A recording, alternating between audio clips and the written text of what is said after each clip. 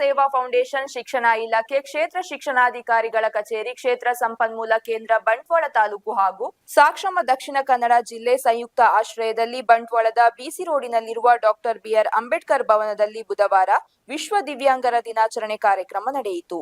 ಕಾರ್ಯಕ್ರಮವನ್ನು ಸಂಜೀವಿನಿ divine holistic wellness centre ಮಂಗಳೂರಿನ ರೇವತಿ ಸನಿಲ್ ಉದ್ಘಾಟಿಸಿದರು. ಹಿರಿಯ ಪತ್ರಕರ್ತರ ಮಲ್ಲಾರ್ ಜಯರಾಮ್ ರೈ ಅಧ್ಯಕ್ಷತೆ ವಹಿಸಿದ್ದರು.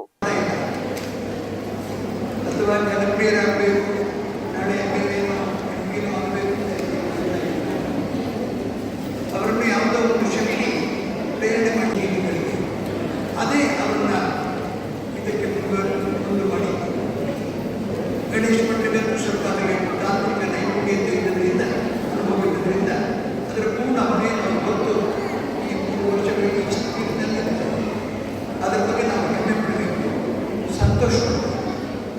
ಈ ಕೆಲಸ ಇನ್ನಷ್ಟು ಯಶಸ್ವಿಯಾಗಿ ಮಾಡಿ ಆಶೀರ್ವಾದದೊಂದಿಗೆ ಓಪನ್ ಮಾಡಿದ್ದಾರೆ ಅಂತಂದರೆ ಅದರಲ್ಲಿ ಅವರ ಹೃದಯವಂತಿಕೆ ಅದು ತೋರಿಸ್ತದೆ.